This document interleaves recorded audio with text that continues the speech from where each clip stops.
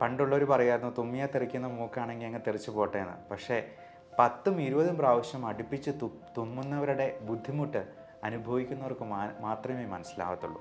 നമ്മൾ ആയുഷ്കാലം മരുന്നുകൾ കഴിക്കുന്നതിനെ പറ്റി ഒത്തിരി പേടിക്കാറുണ്ട്. പക്ഷേ ഇത് ആയുഷ്കാലം കഴിക്കേണ്ടി വരില്ല എന്നുള്ളതാണ് എൻ്റെ സത്യം.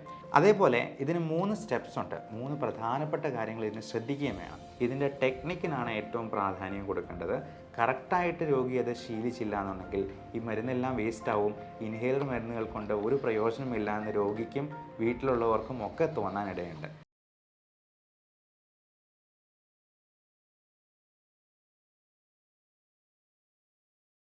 ഇൻഹേലർ മരുന്നോ? ഈ കോവിഡ് കഴിഞ്ഞിട്ടുള്ള ചുമയ്ക്ക് നമ്മൾ എന്തിനാണ് ഇൻഹേലർ മരുന്ന് എടുക്കുന്നത്? അലർജി കൊണ്ട് കുറച്ച് ചുമയ്ക്കുന്നുണ്ട് എന്നുള്ളതല്ലാതെ ശ്വാസം മുട്ടലൊന്നും എനിക്കില്ലല്ലോ. ഇതെടുത്തു കഴിഞ്ഞെന്നാൽ എൻ്റെ കുഞ്ഞിന് വളർച്ച മുരടിച്ച് പോകത്തില്ലേ? അല്ലെങ്കിൽ ജീവിതാവസാനം വരെ ഇത് കണ്ടിന്യൂ ചെയ്യേണ്ടി വരത്തില്ലേ? ഇതിൽ സ്റ്റിറോയിഡ് അടങ്ങിയിട്ടില്ലേ? ഇതെടുത്തു കഴിഞ്ഞാൽ വണ്ണം വയ്ക്കത്തില്ലേ? ആളുകൾക്ക് ഇൻഹേലർ മരുന്നുകളെക്കുറിച്ചിട്ടുള്ള സംശയങ്ങൾ ഒട്ടനവധിയാണ്. നമസ്കാരം, ഞാൻ doctor Bipin Jose, consultant pulmonologist. നമുക്ക് ഈ ഇൻഹേലർ മരുന്നുകളെക്കുറിച്ച് ഇന്ന് ശാസ്ത്രീയമായിട്ടൊന്ന് മനസ്സിലാക്കാം. ലോകത്ത് എമ്പാടും ശ്വാസകോശ രോഗങ്ങൾക്ക്, അത് ഏത് ലോകോത്തര രാജ്യം എടുത്തെന്നാൽ പോലും അമേരിക്കയോ യൂറോപ്പോ ജപ്പാനോ തുടങ്ങി ഏത് രാജ്യങ്ങളിലാണെങ്കിലും ശ്വാസകോശ രോഗങ്ങൾക്ക് ഏറ്റവും നല്ലതും എഫക്റ്റീവും ഡോസ് കുറഞ്ഞതുമായി പൾമണോളജിസ്റ്റ് സജസ്റ്റ് ചെയ്യുന്ന ഒരു തരം മരുന്നുകളാണ് ഇൻഹേലർ മരുന്നുകൾ. നമ്മൾ വിചാരിക്കുന്നത് പോലെ ഇൻഹേലർ മരുന്ന് അത് ഏറ്റവും എൻഡ് സ്റ്റേജ് എടുക്കുന്ന വളരെ ഡോസ് കൂടിയ ഒരു മരുന്നല്ല, നേരെ തിരിച്ചാണ്. ഇത് ഏറ്റവും ഡോസ് കുറഞ്ഞതാണ് എന്നുള്ളതാണ് അതിൻ്റെ സത്യം. നമുക്ക് ഇതിൻ്റെ ഈ ഇൻഹേലറിൻ്റെ കവർ എടുത്ത് നോക്കിയെന്നാൽ കാണാവുന്നതാണ്. അതിൽ മാക്സിമം 400 mcg മൈക്രോഗ്രാം മരുന്നാണ് അടങ്ങിയിട്ടുണ്ടാവുക. എന്ന് പറയുന്നത് 1 മില്ലിഗ്രാമിൻ്റെ പകുതി പോലും ഇല്ല എന്നുള്ളത് മനസ്സിലാക്കുക. നമ്മൾ കഴിക്കുന്ന പാരസെറ്റമോൾ ഗുളിക പോലും 650 മില്ലിഗ്രാമാണ് ആ സ്ഥാനത്ത് എന്നുള്ളത് പ്രത്യേകം ഓർമ്മിക്കുക. ഈ ഇൻഹേലർ മരുന്ന് എപ്പോഴാണ് എടുക്കുന്നത്? എപ്പോഴും ഏത് അസുഖത്തിനും ഇൻഹേലർ എടുക്കേണ്ടി വരത്തില്ല, അങ്ങനെ ഡോക്ടർ നിർദ്ദേശിക്കുകയില്ല. അത് അറിയണമെങ്കിൽ നമ്മൾ കൃത്യമായിട്ടുള്ളൊരു ടെസ്റ്റ് ചെയ്ത് നോക്കണം. അതിന് പൾമണറി ഫങ്ഷൻ ടെസ്റ്റ് എന്നാണ് പറയുക, അഥവാ സ്പൈറോമെട്രി. പലപ്പോഴും കോവിഡ് കഴിഞ്ഞിട്ട് ആളുകൾക്ക് നീണ്ടു നിൽക്കുന്ന ചുമയുണ്ടാവാറുണ്ട്. നേരത്തെ അലർജി ഉണ്ടായിരുന്ന ആളുകളാണെന്നുണ്ടെങ്കിൽ കോവിഡിന് ശേഷം ഈ അലർജി പ്രശ്നങ്ങൾ അല്പം അധികരിക്കുന്നതായിട്ട് കാണാറുണ്ട്. പ്രത്യേകിച്ചും സ്ത്രീകൾക്കൊക്കെ മൂത്രം അറിയാതെ പോകുന്നത് പോലുള്ള ചുമയാണ്. അല്ലെങ്കിൽ തുമ്മലുള്ളവർക്കാണെങ്കിൽ തല പറഞ്ഞു പോകുന്നത് പോലത്തെ തുമ്മലാണെന്ന് പലരും പറയാറുണ്ട്. പണ്ടുള്ളവർ പറയായിരുന്നു തുമ്മിയെ തെറിക്കുന്ന മൂക്കാണെങ്കിൽ അങ്ങ് തെറിച്ച് പോട്ടെ എന്ന്. പക്ഷേ 10ഉം 20ഉം പ്രാവശ്യം അടുപ്പിച്ച് തുമ്മുന്നവരുടെ ബുദ്ധിമുട്ട് അനുഭവിക്കുന്നവർക്ക് മാത്രമേ മനസ്സിലാകത്തുള്ളൂ. അപ്പോൾ ഇങ്ങനെയുള്ളപ്പോൾ എന്തുകൊണ്ടാണ് ഈ തുമ്മൽ അല്ലെങ്കിൽ ചുമ ഇങ്ങനെയുള്ള പ്രശ്നങ്ങൾ ഉണ്ടാവുന്നത് എന്നുള്ളത് നോക്കി.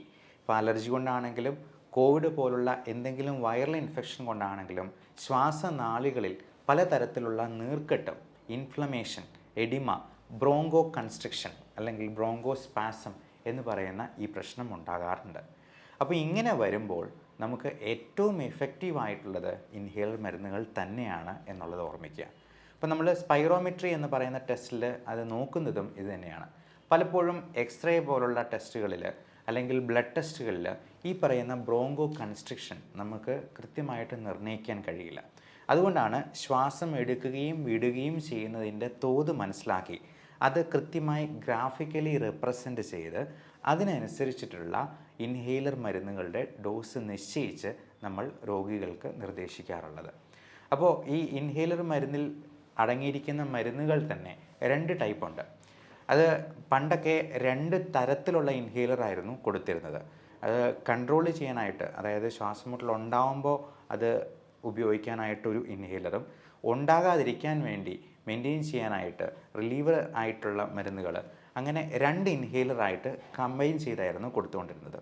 പക്ഷേ ഇപ്പോൾ പുതിയ രീതി അനുസരിച്ച് സ്മാർട്ട് തെറാപ്പി എന്ന് പറയുന്ന single inhaler maintenance and reliever therapy എന്ന് പറയുന്ന ഫുൾ ഫോമിൽ അറിയപ്പെടുന്ന ഒറ്റ ടൈപ്പ് ഇൻഹേലറാണ് നമ്മൾ ഉപയോഗിക്കാനായിട്ട് കൊടുക്കുക. അപ്പോൾ ഇതിൽ തന്നെ 2 ടൈപ്പ് മരുന്നുകളുണ്ട്. Long acting beta 2 agonist, LABA എന്ന ചുരുക്കപ്പേരിൽ അറിയപ്പെടുന്ന സാൽമെട്രോൾ, ഫോർമെട്രോൾ തുടങ്ങിയ മരുന്നുകൾ. അതുപോലെ ഇൻഹെയിൽഡ് കോർട്ടിക്കോസ്റ്റ്രോയിഡ്, ഫ്ലൂട്ടിക്കസോൺ, ബ്യൂട്ടിസണൈഡ് തുടങ്ങിയ മരുന്നുകൾ. അപ്പോൾ ഇത് രണ്ടും കമ്പൈൻ ചെയ്തുള്ള ഒറ്റ ഇൻഹേലറാണ് ഉപയോഗിക്കുക. അവിടെ തന്നെ സ്റ്റിറോയിഡ് എന്ന വാക്ക് നമ്മൾ കേട്ട് കഴിഞ്ഞു. ഈ സ്റ്റിറോയിഡ് എന്ന് പറയുമ്പോൾ ആളുകൾ എല്ലാവരും വിചാരിക്കുന്നത് ഈ അത്ലറ്റ്സും സ്പോർട്സ് താരങ്ങളും ഒക്കെ ദുരുപയോഗം ചെയ്യുന്ന, ബോഡി ബിൽഡേഴ്സൊക്കെ ഇഞ്ചെക്റ്റ് ചെയ്യുന്ന അനബോളിക് സ്റ്റിറോയിഡിനെ കുറിച്ചാണ്. പക്ഷേ ഇത് അങ്ങനെയുള്ള സ്റ്റിറോയിഡ് അല്ല എന്നുള്ളത് മനസ്സിലാക്കുക. ഇത് ഇൻഹെയിൽഡ് കോർട്ടിക്കോസ്റ്റ്രോയിഡ് എന്ന് പറയുന്ന വേറെ തന്നെ ഒരു രീതിയിലുള്ള നൂതനമായിട്ടുള്ളൊരു മരുന്നാണ്. പണ്ടൊക്കെ കൊടുത്തിരുന്ന സാൽബ്യൂട്ടമോൾ ഇൻഹേലറൊക്കെ ഉണ്ടായിരുന്നു, അത് ഇപ്പോഴും കൊടുക്കാറുണ്ട്. അതിനൊക്കെ ഒരു അരമണിക്കൂർ നേരത്തേക്ക് ശ്വാസമുട്ടൽ തൽക്കാലം ഒന്ന് കുറഞ്ഞു നിൽക്കും എന്നുള്ളത് മാത്രമേ അതുകൊണ്ട് കാര്യം ഉണ്ടാകത്തുള്ളൂ. പക്ഷേ ഇപ്പോൾ കൊടുക്കുന്ന പല മരുന്നുകളിലും നൂതനമായിട്ടുള്ള മാറ്റങ്ങളോടെ വന്നിരിക്കുന്ന, അത് വന്നിട്ട് ഏതാനും വർഷങ്ങളെ ആവുന്നുള്ളൂ താനും. അപ്പോൾ ഈ മരുന്നുകൾക്കൊക്കെ 12 മണിക്കൂർ നേരത്തേക്ക് ആക്ഷനുണ്ട്. അത് നമുക്ക് ഈ ശ്വാസം മുട്ടൽ ഉണ്ടാകാതിരിക്കാനും കൂടിയാണ്, പ്രിവെൻറ്റ് ചെയ്യാനും കൂടിയാണ് എടുക്കേണ്ടത് എന്നുള്ളത് മനസ്സിലാക്കുക. അപ്പോൾ നമ്മൾ രാവിലെയും വൈകുന്നേരവും പല്ല് തേക്കുന്നത് നമ്മൾ അസുഖങ്ങൾ ഉണ്ടാകാതിരിക്കാനും കൂടിയാണല്ലോ. വായ്ക്കുള്ളിൽ കേടോ ബാക്കി അസുഖങ്ങളോ ഒന്നും വരാതിരിക്കാനാണ് നമ്മൾ പല്ല് തേക്കുക. അതുപോലെ നമ്മൾ ആയുഷ്കാലം മരുന്നുകൾ കഴിക്കുന്നതിനെ പറ്റി ഒത്തിരി പേടിക്കാറുണ്ട്. പക്ഷേ ഇത് ആയുഷ്കാലം കഴിക്കേണ്ടി വരില്ല എന്നുള്ളതാണ് അതിൻ്റെ സത്യം. നമ്മൾ പലപ്പോഴും ഈ ഇൻഹേലർ മരുന്ന് ഉപയോഗിച്ച് ചുമയും ശ്വാസം മുട്ടലും കൺട്രോൾ ആയി കഴിയുമ്പോൾ കൃത്യമായ ഇടവേളകളിൽ PFT ചെയ്ത് അതിൻ്റെ ഡോസ് കുറച്ച് കൊണ്ടുവരികയാണ് ചെയ്യുക. അപ്പോൾ ഒരിക്കലും ഈ ഡോസ് അതേപടി അങ്ങനെ കണ്ടിന്യൂ ചെയ്യേണ്ടി വരത്തില്ല എന്നുള്ളതും പ്രത്യേകം മനസ്സിലാക്കുക. ഇത് ഉപയോഗിച്ച് കഴിഞ്ഞാൽ അങ്ങ് തുടർന്ന് ഉപയോഗിക്കേണ്ടി വരും എന്നുള്ളത് ഒരു മിഥ്യാധാരണയാണ് എന്നർത്ഥം. ഇത് ഉപയോഗിച്ചെന്നാൽ വണ്ണം കൂടുമോ എന്നുള്ളതാണ് അടുത്ത ചോദ്യം. ഇത് നമ്മുടെ ശ്വാസകോശത്തിലോട്ട് മാത്രമേ ചെല്ലുന്നുള്ളൂ, നമ്മുടെ രക്തത്തിലോട്ട് അത് കയറുന്നില്ല. പലപ്പോഴും കഴിക്കുന്ന ഗുളികകളോ ഇഞ്ചക്ഷനോ ഒക്കെ അങ്ങനെയല്ല. നമുക്ക് ശരീരത്തിലെത്തുന്ന മരുന്നിൻ്റെ 4/1 ഭാഗമായിരിക്കും ശ്വാസകോശത്തിലെത്തുക. അതുകൊണ്ട് തന്നെ അതിൻ്റെ എഫക്റ്റ് വളരെ സ്ലോ ആയിട്ടേ ഉണ്ടാകത്തുള്ളൂ. അതിൻ്റെ എഫക്റ്റ് പൂർണ്ണമായിട്ടും നമുക്ക് കിട്ടത്തുമില്ല. കാര്യം അതിൻ്റെ 4/1 ഭാഗം മാത്രമേ എത്തുന്നുള്ളൂ എന്നുള്ളതുകൊണ്ട്. ഇൻഹേലർ മരുന്ന് ഉപയോഗിക്കുമ്പോൾ അതിന് ഫാസ്റ്റർ ഓൺസെറ്റ് ഓഫ് ആക്ഷൻ ഉണ്ട്. അതോടൊപ്പം നമുക്ക് അത് നേരെ ശ്വാസകോശത്തിൽ എത്തുന്നു എന്നുള്ളത് കൊണ്ട് അത് വേസ്റ്റേജ് അതിനകത്ത് അത്രയും കുറയ്ക്കാനും പറ്റും, ഡോസേജ് അത്രയും നമുക്ക് കുറവ് മതി എന്നുള്ളതാണ് അതിൻ്റെ അഡ്വാൻറ്റേജ്. പക്ഷേ ഒരു കാര്യം പ്രത്യേകം ശ്രദ്ധിക്കുക, ഇൻഹേലർ മരുന്ന് നമ്മൾ സിനിമയിലൊക്കെ കാണുന്നത് പോലെ ഇത് പോക്കറ്റിലിട്ടുകൊണ്ട് നടന്നിട്ട് ശ്വാസം മുട്ടലുണ്ടാകുമ്പോഴത്തേക്കും 2 ഞെക്കിയിട്ട് വീണ്ടും പോക്കറ്റിലെടുത്ത് വയ്ക്കാൻ ഉള്ളതല്ല. അങ്ങനെ എടുത്തെന്നാൽ 90% മരുന്നും വായ്ക്കകത്ത് കിടന്ന് വേസ്റ്റായി പോകത്തേ ഉള്ളൂ എന്നുള്ളത് സാരം.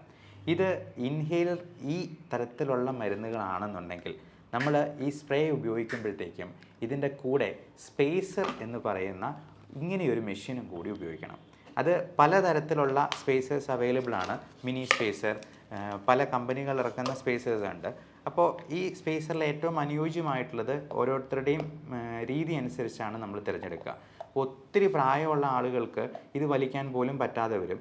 അതുപോലെ തീരെ ചെറിയ 2 വയസ്സിൽ താഴെയുള്ള കൊച്ചു കുട്ടികൾക്ക് പോലും ഇൻഹേലർ കൊടുക്കേണ്ടി വരാറുണ്ട്. അവർക്ക് നമ്മൾ ബേബി മാസ്ക് വെച്ചാണ് കൊടുക്കുക. അപ്പോൾ ബേബി മാസ്ക് ഇതിൻ്റെ അറ്റത്ത് വെച്ചതിന് ശേഷം നമ്മൾ ഇതിനുള്ളിൽ വെച്ചാണ് നമ്മൾ സ്പ്രേ ചെയ്യുക. ഇത് നല്ലപോലെ കുലുക്കിയതിന് ശേഷം ഇത് ഇതിൻ്റെ ഉള്ളിലേക്ക് വെച്ച് ഒറ്റ സ്പ്രേ അടിക്കുക. എന്നിട്ട് ഈ മൗത്ത് പീസ് നമ്മൾ വായിൽ വെച്ചിട്ട് വലിക്കുകയാണ് ചെയ്യുക. ഇതിനുള്ളിൽ ഒരു വാൽവ് ഉണ്ട്, നിങ്ങൾക്ക് ശ്രദ്ധിച്ചെന്നാൽ അറിയാം. ഈ വാൽവ് നമ്മൾ ഉള്ളിലോട്ട് വലിക്കുമ്പോൾ മാത്രമേ തുറന്നു വരത്തുള്ളൂ. അതേസമയം നമ്മൾ ഉള്ളിലോട്ട് ഊതിക്കഴിഞ്ഞാൽ ഇത് അടയുകയും ചെയ്യും. അപ്പോൾ ഈ സ്പേസർ 1 മിനിറ്റ് നേരത്തേക്ക് ഈ ചേമ്പറിനുള്ളിൽ മരുന്ന് ഗ്യാസായിട്ട് സ്റ്റോർ ചെയ്യുന്നത് കൊണ്ട് ആ 1 മിനിറ്റ് സാവകാശത്തിൽ നമുക്ക് പതിയെ അത് വലിച്ചെടുത്താൽ മതിയാവും. ഇങ്ങനെ എടുത്തെന്നാൽ മാത്രമേ ശ്വാസകോശത്തിലോട്ട് അത് പൂർണ്ണമായിട്ടും എത്തുകയുള്ളൂ. അതേപോലെ ഇതിന് 3 സ്റ്റെപ്സ് ഉണ്ട്. 3 പ്രധാനപ്പെട്ട കാര്യങ്ങൾ ഇതിന് ശ്രദ്ധിക്കുകയും വേണം. ഒന്ന്, ശ്വാസം മുഴുവൻ വെളിയിലോട്ട് ഊതി കളഞ്ഞിട്ട് വേണം നമ്മളിത് വലിക്കാനായിട്ട്. ഫസ്റ്റ് വലി തന്നെ നല്ല ശക്തിയിലും നീട്ടിയും വലിക്കണം എന്നുള്ള കാര്യം പ്രത്യേകം ഓർക്കുക. അങ്ങനെ ഫുള്ള് വലിച്ച് പിടിച്ചതിന് ശേഷം ഒരു 10 സെക്കൻഡെങ്കിലും നമ്മൾ മനസ്സിലോ കയ്യിലോ എണ്ണുക. അത്രയും സമയമെങ്കിലും പിടിച്ച് നിർത്തിയെന്നാൽ മാത്രമേ ശ്വാസകോശത്തിൽ അതിനുള്ള എഫക്റ്റ് കിട്ടത്തുള്ളൂ. അതിനുശേഷം മാത്രം പുറത്തേക്ക് വിടാനായിട്ട് നോക്കുക. അപ്പോൾ 10-20 സെക്കൻഡോ പിടിച്ച് നിർത്തുവാണെങ്കിൽ അത്രയും നല്ലത്. ഇനി പലർക്കും ഈ സ്പേസർ എന്ന് പറയുന്ന വലിയ സാധനമൊക്കെ കൊണ്ടുപോകാനൊക്കെ ഭയങ്കര മടിയും നാണവും ഒക്കെയാണ്, പ്രത്യേകിച്ചും ടീനേജ് പ്രായത്തിലുള്ള കുട്ടികൾക്കൊക്കെ. പക്ഷേ പോസ്റ്റ് കോവിഡ് ആയിട്ടുള്ള ബ്രോങ്കോയിറ്റിസ് ഫൈബ്രോസിസ് പോലുള്ള പ്രശ്നങ്ങളിൽ ലോകമെമ്പാടും ഇപ്പോൾ ഇൻഹേലറാണ് ഏറ്റവും സേഫായിട്ടും അഡ്വൈസബിളായിട്ടും ഡോക്ടേഴ്സിന് പ്രോട്ടോക്കോൾ പ്രകാരം പ്രിസ്ക്രൈബ് ചെയ്യാനുള്ളത്. അപ്പോൾ അങ്ങനെ വരുമ്പോൾ ഈ സ്പേസർ ഉപയോഗിക്കാനായിട്ട് യാതൊരു ദുരഭിമാനവും വിചാരിക്കേണ്ട. നമ്മുടെ അസുഖം കുറഞ്ഞു കഴിയുമ്പോഴത്തേക്കും തീർച്ചയായിട്ടും നമുക്കത് നിർത്താനും പറ്റും. ഇനി സ്പേസർ ഉപയോഗിക്കാൻ തീരെ മടിയാണെന്നുണ്ടെങ്കിൽ ഇപ്പോൾ പുതിയ തരത്തിലുള്ള സിങ്ക്രോ ബ്രീത്ത് എന്ന് പറയുന്ന പുതിയ മെഷീൻസ് വരുന്നുണ്ട്.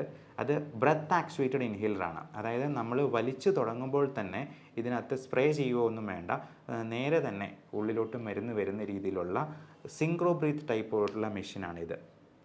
അപ്പോൾ ഇതിന് ഈ ഹാൻഡ് മൗത്ത് കോർഡിനേഷൻ ആവശ്യമില്ല എന്നർത്ഥം. നമ്മൾ അടിക്കുമ്പോൾ തന്നെ ഉടനെ തന്നെ വലിക്കണം എന്നുള്ള സാങ്കേതികത്വം അതിനകത്ത് കൂടുതൽ കോംപ്ലിക്കേഷൻസ് ഉണ്ടാക്കുന്നില്ല എന്നുള്ളത് കൊണ്ട് ചെറുപ്പക്കാർക്ക് ഇങ്ങനെയുള്ള ഇൻഹേലറും നമുക്ക് കൊടുക്കാവുന്നതാണ്. ഇനി ഇതിനേക്കാൾ പോർട്ടബിൾ ആയിട്ടുള്ള ഗുളികയിട്ട് വലിക്കാവുന്ന ടൈപ്പ് മരുന്നുകളുണ്ട്. അപ്പോൾ ഈ ഗുളിക നമ്മൾ ഇതുപോലുള്ള മെഷീൻസിൽ ഇട്ടിട്ടാണ് ഉപയോഗിക്കുക. അപ്പോൾ ഇത് തന്നെ പല ടൈപ്പ് മെഷീൻസ് ഉണ്ട്. റോട്ടാ ഹെയിലർ, റെബലൈസർ അല്ലെങ്കിൽ ലൂപ്പി ഹെയിലർ എന്നൊക്കെ പറഞ്ഞ് പലതരത്തിലുള്ള മെഷീൻസ് ഉണ്ട്. അപ്പോൾ എല്ലാ മെഷീൻസിനും ഏകദേശം ഒരേ എഫിക്കസി ആണ് എന്നുള്ളത് കൊണ്ട് ഇതിൻ്റെ ടെക്നിക്കിനാണ് ഏറ്റവും പ്രാധാന്യം കൊടുക്കേണ്ടത്. കറക്റ്റായിട്ട് രോഗി അത് ശീലിച്ചില്ല എന്നുണ്ടെങ്കിൽ ഈ മരുന്നെല്ലാം വേസ്റ്റ് ആവും. ഇൻഹേലർ മരുന്നുകൾ കൊണ്ട് ഒരു പ്രയോജനമില്ല എന്ന് രോഗിക്കും വീട്ടിലുള്ളവർക്കും ഒക്കെ തോന്നാനിടയുണ്ട്. അതുകൊണ്ട് കൃത്യമായി ഒരു സ്പെഷ്യലിസ്റ്റിൻ്റെ സഹായത്തോടു കൂടി PFT ടെസ്റ്റ് ചെയ്ത് നമ്മുടെ ലങ് ഫങ്ഷൻ അസസ് ചെയ്ത് കപ്പാസിറ്റി എത്രയുണ്ടെന്ന് നോക്കി കൃത്യമായിട്ടുള്ള ഇൻഹേലർ മരുന്നുകൾ ഉപയോഗിക്കാനായിട്ട് എല്ലാവരും ശ്രദ്ധിക്കുക. അപ്പോൾ നിങ്ങളുടെ വീട്ടിൽ തന്നെ അനിയന്ത്രിതമായി ചുമയും ശ്വാസമുട്ടലും വീസിങ്ങും, ശ്വാസം എടുക്കുമ്പോൾ വിസിലടിക്കുന്ന പോലെ ശബ്ദവും, അതുപോലെ അലർജി പ്രശ്നങ്ങളുള്ളവർക്കും ഒക്കെ ഈ വീഡിയോ കൊണ്ട് ഒരുപാട് ഉപകാരം ഉണ്ടാകാൻ സാധ്യതയുണ്ട്. അതുകൊണ്ട് മാക്സിമം ഷെയർ ചെയ്ത് നിങ്ങളുടെ പ്രിയപ്പെട്ടവർക്കായി ഈ ഇൻഫർമേഷൻ പാസ് ഓൺ ചെയ്യുക. Everyone take care of your health. Stay healthy. Thank you.